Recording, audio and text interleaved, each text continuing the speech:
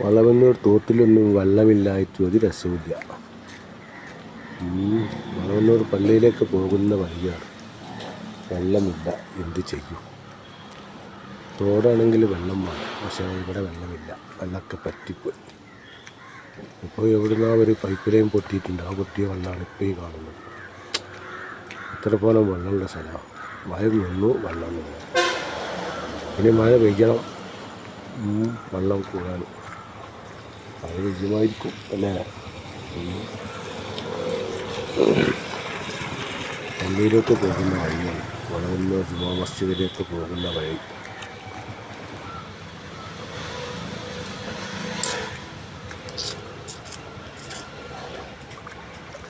വളവന്നൂർ ജുമാ മസ്ജിദിലേക്കുള്ള വഴിയാണ് നിങ്ങൾ കണ്ടുകൊണ്ടിരിക്കുന്നത്. തോട്ടിലേക്ക് പോകുന്ന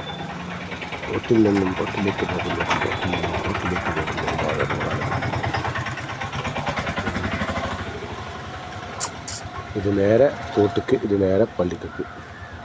അതുകൊണ്ട് പള്ളിയിലോട്ട് പോകണ വഴിയാണത്. അതായത് വളവന്നൂർ ജുമാഅത്ത് പള്ളിയിലേക്ക് പോകുന്ന, പഴയ പള്ളിയിലേക്ക് പോകുന്ന വഴി, ജുമാഅത്ത് പള്ളിയിലേക്ക് പോകുന്ന വഴിയാണ് ഇത് നിങ്ങൾ